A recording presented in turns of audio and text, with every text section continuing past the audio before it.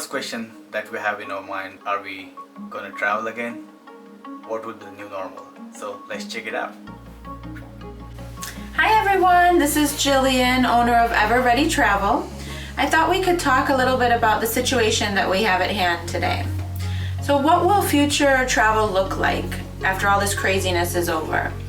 We have so far seen the worst impact in the travel industry, from travelers stranded far away from home, to no refunds even with trip protection, to endless hours waiting on hold to speak with a supplier, and people canceling or rescheduling their bookings. A lot has happened within the past 6 weeks.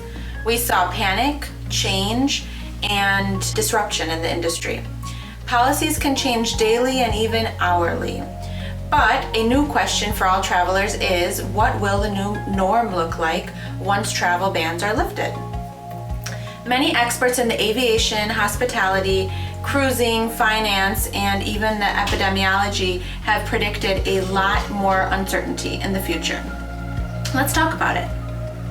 Going forward, when planning travel, it will be crucial to consider the destination, the severity of the outbreak in the destination, your departure origin, the length of the trip, and trip protection. Yes, you heard it right. There will be an increase in the sale of trip protection, mainly for cancel for any reason coverage. This pandemic will be a great lesson about the importance of protecting the investment in travel. Travelers will have to focus on their health as well as others while traveling. It will begin with where you're traveling from and where you're traveling to. Hygiene and sanitation will be a new normal. Many countries, including the USA, Iceland, Japan, Australia, Singapore, China, and Thailand currently have a mandatory requirement for visitors to self-isolate for 14 days. This has to be well factored into a travel plan. This means your original 3-day trip would end up being 17 days long. Travelers might need to provide a health certificate proving good health as part of immigration requirements. Above all, we will need to be compassionate, responsible, and realize that we may inadvertently bring the virus with us while traveling. Air travel will come back slowly and obviously with social distancing. There may not be anyone in the seat next to you, so this is good news if you don't like to sit in the middle seat. Also, the number of premium seats could be limited. The flights could also be reduced. Travelers may prefer direct flights as opposed to multiple layovers. And again, a certificate showing good health could be required before boarding. Some airlines, such as Etihad, are testing the use of kiosks to monitor temperatures, heart rate, and respiratory rate of the passenger. Finding these types of kiosks at multiple locations, such as the check-in kiosk, baggage drops, immigration, and security checkpoints, will not be a surprise. This will be a new normal. So we're looking for crowd-free travel in the coming future. Looking at all of these factors, mostly domestic travel, such as national parks, will be the priority when travel bans are lifted at first. That means great road trips will soar because you can control your environment in a car and even bring your own food. That being said, family travel will be a new norm, at least in the immediate future. What will industries do to attract and entice travelers? Great deals on airfare and miles initially will be advertised, and more flexibility of waiving either the change fee and or the cancellation fee closer to the departure date are all likely to occur. This pandemic has hit people's wallets hard as well. However, once the travel demand comes back fully, travel will likely be more expensive. Now let's talk about the hotel industry. We should see hotel room rates less expensive than average to stimulate travel, but still there will be fewer hotels in operation. It's estimated that over 50% of the travel industry will not survive this pandemic.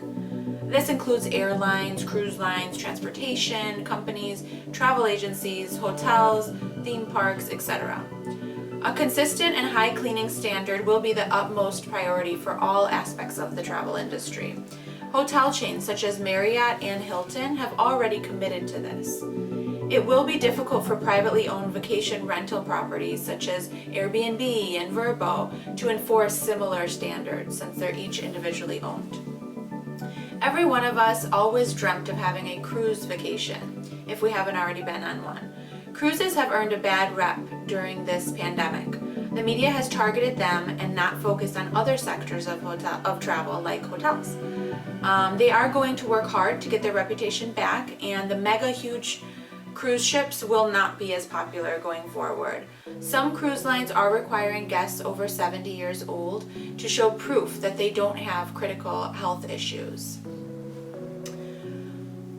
to embark on the ship. The travel industry has faced health, economic, and social disasters in the past, but always rebounds, and this will not be the exception. It is estimated that COVID-19 will be 9 times worse than the effect that September 11th was. That being said, there will be likely a slower comeback this time. Most of the canceled bookings this year are rescheduled for next year, so next year has limited availability in certain sectors. Most cruise lines and tour operators offered more than 100% for a future voucher instead of a 100% refund. They had both options for flights or cruise lines that were canceled by the company and not the travelers. Cruise lines will likely increase the capability and extend their medical facility on board. Third-party travel bookings on online agencies such as Expedia, Orbitz, and Hotels.com will likely shrink.